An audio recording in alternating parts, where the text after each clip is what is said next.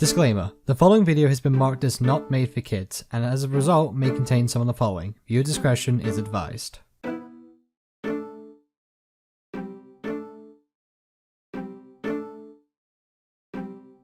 And now that we have all that out of the way, let's pack it up, pack it in, and let this crap begin.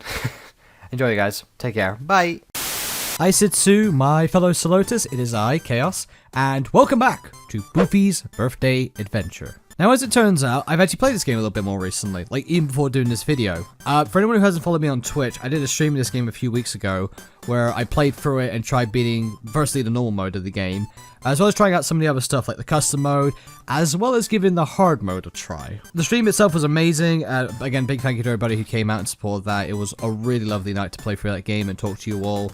But unfortunately, we didn't get to do everything. We beat the regular mode, we tried out the custom mode, and it was pretty cool, but I've yet to beat hard mode. That's what we're going to do today. Now, very quickly, for anybody who is a little bit annoyed that I chose not to record this, as I'm sure there's probably a few people out there, it's your own fault. You should be following me on Twitch by now. I advertise it enough! Okay, that's probably a bit too much.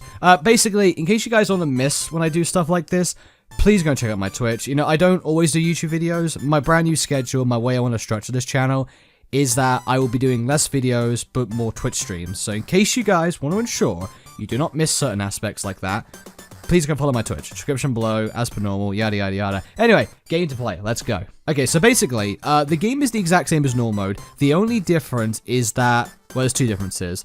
One, the hack processing takes longer, meaning you'll spend more time waiting for it. And by doing that, it gives the characters that spawn in later a better chance of being thrown into the mix that you have to go against. So characters like Slendy Daddy, I believe Gambler also is another good one as well that comes in at a later point. Those late game characters have a better chance of coming in because of this, and you have to deal with them. And secondly is Boofie Reborn, who his little minigame at the end, for anyone who may know about it, I think it lasts like an extra minute or something. It lasts just a little bit longer. Besides that though, the rest of it's the exact same, I believe. I just need to be vigilant, be on my guard, and just power through it. And there are a few things I'm going to do to try and keep myself going, and try and like get as much progress going as I can to just essentially make it a bit easier for myself. But right, okay, so let's jump in. Hard mode, let's go. Now I have learned a few things in between. For starters, not many people seem to bother about dealing with Mum at the beginning, because she's actually quite easy to deal with when you have barely any characters in the game.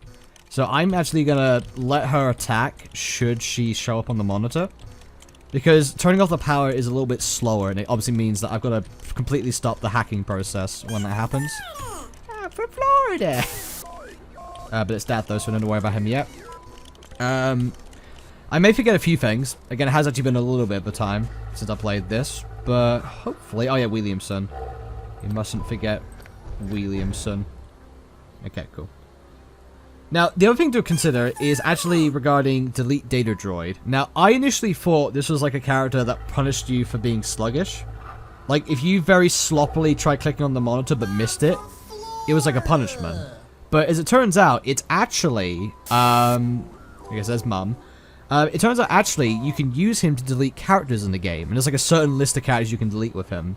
So he's actually pretty good. The chance is he can actually kill you, which is like the downside. But besides that, yeah. That's just literally how it goes. I mean, Mum's attacking, so I gotta figure out which way she's coming! Oh, hello. I may have missed the door. Whoopsie daisies. Alright, so before we go in, let's actually check Delete Data Droid. So, interacting with him at any point in the game will cause it to delete either a random active enemy from the game or yourself.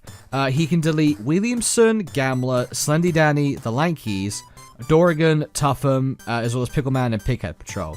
Now, Williamson, Gambler, Tuffham, and Slendy Daddy are probably the bigger threats in my opinion.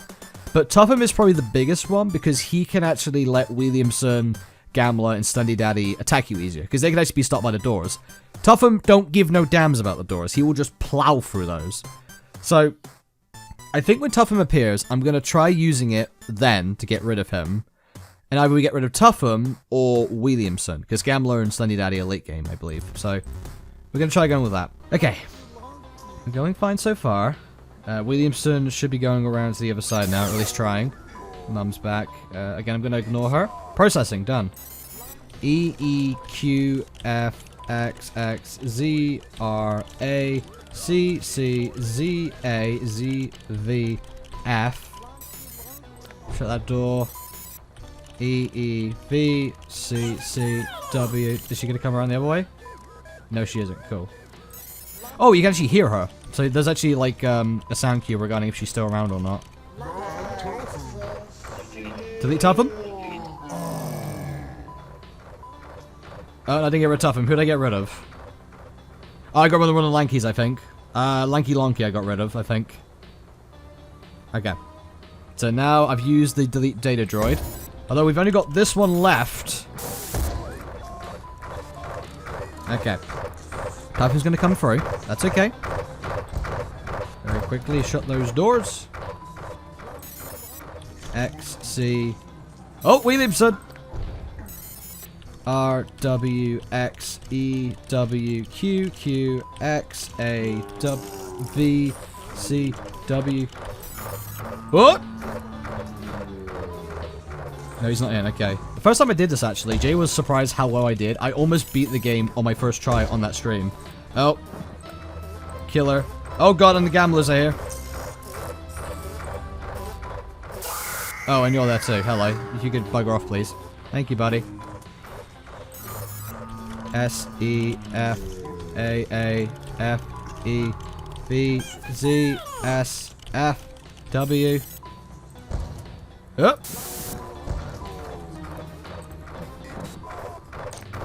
Under the desk again. Okay, that's the back alley slasher. He's only an audio disturbance, I believe. Oh, and there's a gambler. Oh, got under there again. B, R, W, S. I'm almost done. I just need this one.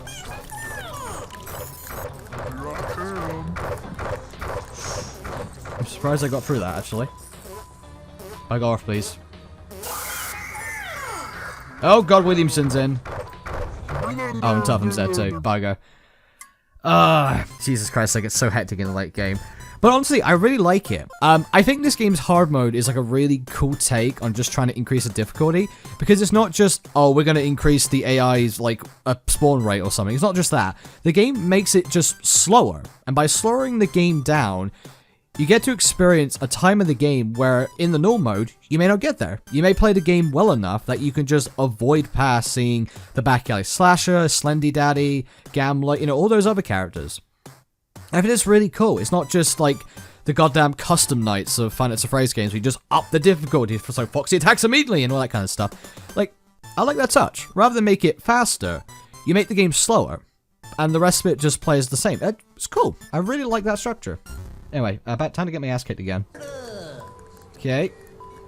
I think we're okay so far. Nose Crab is on his way back again. I literally said, oh yeah, I think we're okay so far. I completely forgot about Mum when I hid under the vent, under the table, sorry. Arrgh. Hey everybody, it's Chaos here. What you see before you, yes, this is in fact the winning run of Boofie's Birthday Adventure Hard Mode. I'm doing this in post-recording because I didn't really have much to say at the time. The big thing about this whole thing is that, including like the editing aspect of it in the post-production, is I didn't really know how to edit it because a lot of it was me just being very, very quiet, just trying to focus and trying to get it done essentially because this did take 2 hours. I had been sitting at my desk from like, it was like 6 in the afternoon to about 8 in the evening. And I've just been like working on this game constantly during this whole period. And you can imagine I wanted to get it done. And I need to use every fiber of my brain power to ensure I did it. So in the end, when it came to editing, I really didn't know how many attempts to put in because there was just like nothing to go off of. So hopefully you guys can forgive just how quickly we've got to this. But I did want to take the time to talk about the run, talk about some strategies without giving too much away, and just try and give a little bit of a hand to anybody who is also trying to beat hard mode, so I guess we're going to go in for that. The biggest thing with hard mode to consider is just the difficulty of it itself, and honestly, overall, it's not that bad. The biggest thing with this mode, it's that end portion, the new characters that come into play, because of the extra length of the game it takes by slowing down that processing, as I talked about before.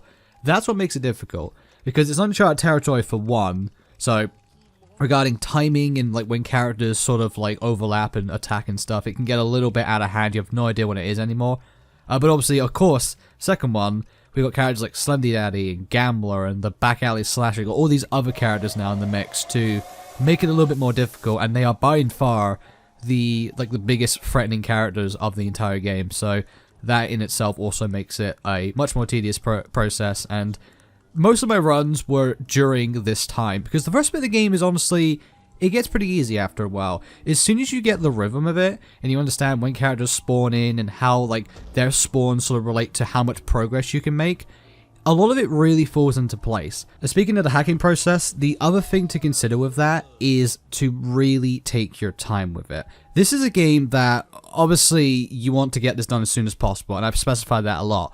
But as it turns out, getting the terminal wrong actually makes it longer than just taking it at a slower pace, in my opinion. As it turns out, every time you get a key wrong in the hacking terminal, it actually adds more keys for you to put in to make up for it. Now, unfortunately, I don't know how many keys it is. It feels like, God, it feels like about 10 sometimes. It really does feel like they put a lot on them, to the point that if I failed so early on in the game and got a few keys wrong, I would just reset, because generally speaking, a lot of time gets added on by just getting one key wrong as opposed to just taking it slow. So despite the fact that it is obviously a very stressful situation, and despite the fact you want to make as much progress as possible in as short time as possible, do take your time with it. Don't rush the hacking process, because getting it wrong actually makes it worse. So try and find a nice steady pace. Try and work on the hand-eye coordination if you can. Obviously, it's one of those things that works better if you have good hand-eye coordination. But just try and relax if possible. Very hard to do so again, but as I said before, as you learn patterns and timings and stuff, it makes you feel better at the game, and it makes you feel like you've got things under control more. Maybe that's just a me thing, I don't know. But working out how every character works and when they spawn and how to deal with them accordingly, it does help to settle those nerves. So on top of everything, practice is a big thing. Anyway, we did it. That was all cool. Let's go and watch the victory and, yeah, get back to trying to beat Boofie Reborn afterwards. So, see you guys then. I did it! Oh my god, I did it! Oh, that was a perfect run. Like, we were so ahead of time on that one. I don't even think Tuffen was walking down by the time we were already ready to hit the next one. Alright, well. I got this bit.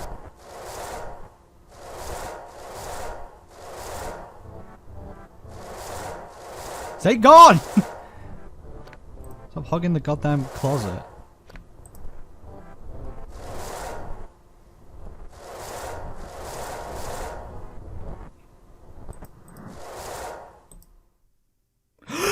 We did it! Oh my god!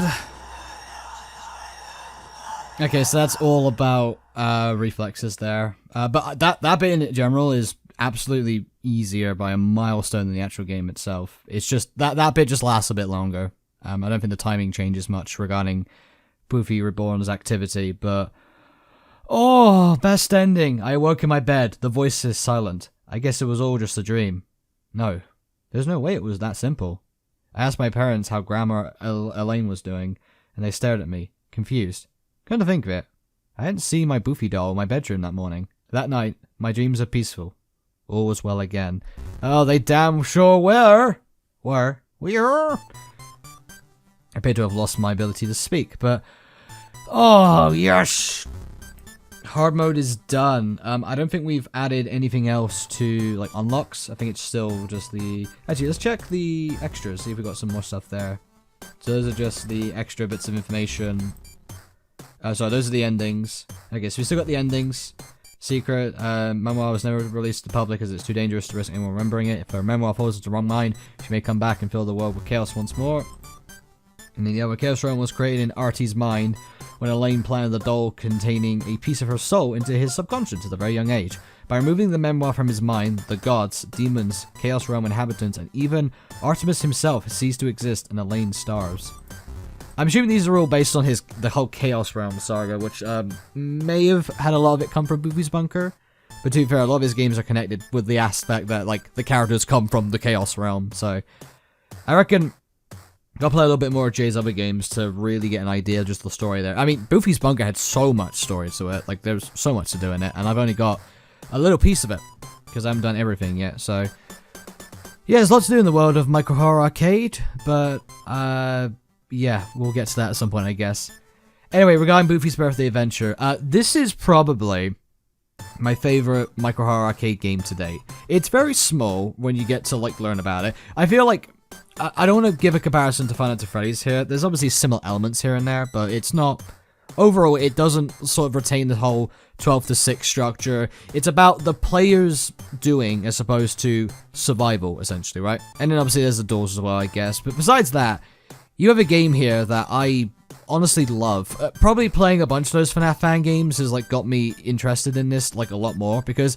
I still like FNAF fan games. I like the sit and survive structure, and this is a game that follows that, the sit and survive structure. And it's really fun. Like, it's chaotic, there's so much to look at and so much to do, but it is so enjoyable. The charm of it, seeing all Jay's characters here and there, just overall mastering it as well is a really good feeling. I didn't get angry at this at any point. Like, even in the losses, I was still just so calm and, like, complacent with what happened. I mean... I like to be that kind of guy anyways, but I couldn't get angry at this because I felt like I was taking steps and steps, even if they were minuscule, to get better at it. And that in itself was probably enough to make me go, yeah, I'm just going to keep going, because I want to beat this game, because I need to do it. It's like a dedication now, I guess. But yeah, please play this game, as well as all the other games in the Boofie's Birthday Anniversary Bundle, I think it was called, or just Boofie's Anniversary Bundle, whichever it's called. Links will be in the description as per norm. Also go check out MicroHorrorArcade's YouTube channel and his game jolt as well. Whatever links I put down there. Yeah, you know, I'm done with this episode now. I've been doing this for almost 2 hours trying to beat this, so I need to go and relax a bit. But till ladies and gentlemen, I hope you all enjoyed. I've been Chaos, you've been the episode 1 for Loins, as you always are. Until this time, remember to do the usual, like if you enjoyed the video, dislike if you didn't. Subscribe to the channel if you want to see more. Maybe go follow me on Twitter for updates and stuff, because in case you don't know me by now, inconsistency is my quality. I've also got my Twitch link down there. Do go and check that out if you want to make sure you don't miss other video game content, like me playing the normal mode of Boofie's Birthday Adventure, in case you don't miss any of that kind of stuff in the future. Most importantly, of all things, ladies and gentlemen, take care, everybody. Sayonara!